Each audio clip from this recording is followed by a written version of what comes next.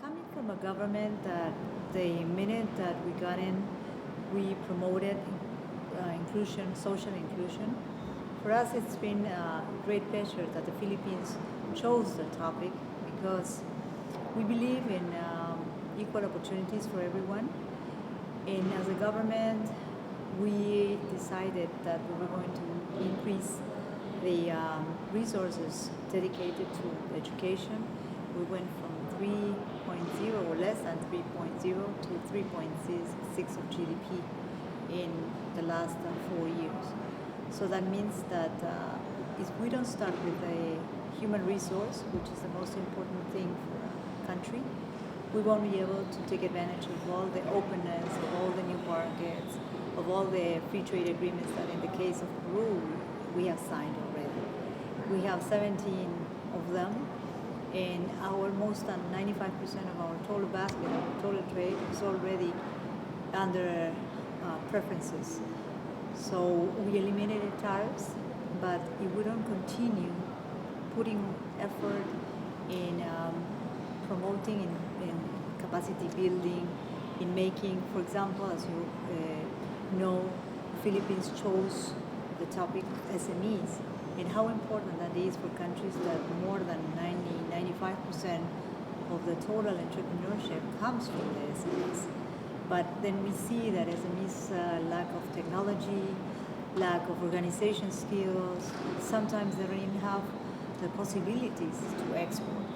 So we in APEC have focused on building those opportunities and making that happen. We were very determined to work on the growth of SMEs and giving them the chances to, for example, be part of what we call the GVCs, the global value chain. Maybe as an SME, you're not able to export finished or final goods, but if you are able to connect to produce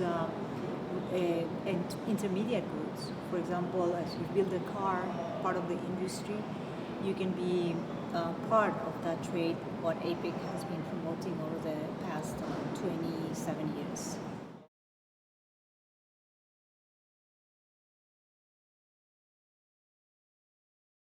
Well, first of all, as I said, for us, it's very important the space that we've learned that we can have for the SMEs. The fact that in having in APEC all sorts of different sizes of economies give us the chance to think of other ways that they can relate to each other. We have established a working group. The Philippines has made conducted different studies, and for the case of Peru, we have been working on our first deliverable of APEC, which will be ready by the time we organize APEC meeting next year in Lima.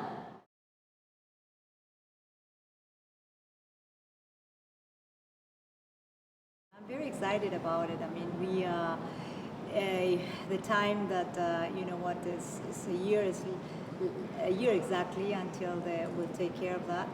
But we will organize ministerial meetings for tourism and for trade also in Lima in the month of May.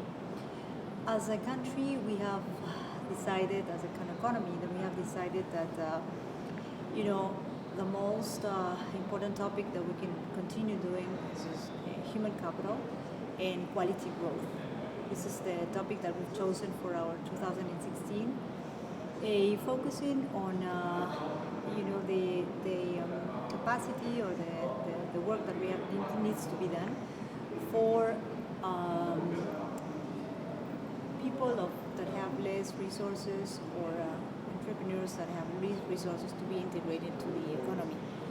In the case of women, also gender participation is extremely important for us because, as in the case of Peru, women have shown that they have the highest record of success when you give them the chances to run a business or if they get a loan, they are very, very punctual in their payments, or if they have to, since we have to raise the children, we have that solidarity and that essence in our nature.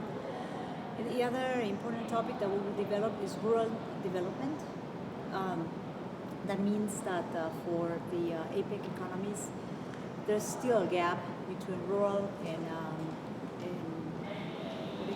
urban areas, right? So one of our goals is exactly to learn more about it, to go deeply and understand what the differences are. And for example, if by means of technology, science, and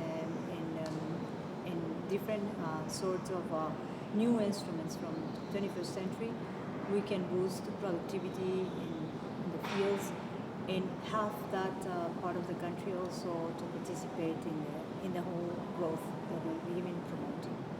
So I think we have a full agenda for 2016 for next year, and we hope that we have given the message today. We have shared with all our colleagues the goals that Peru has, and no doubt we're going to receive all the support from the Philippines, because this is what APEC promotes, is just support for each other and to share the experiences and the knowledge that an economy has achieved by organizing such an event like this.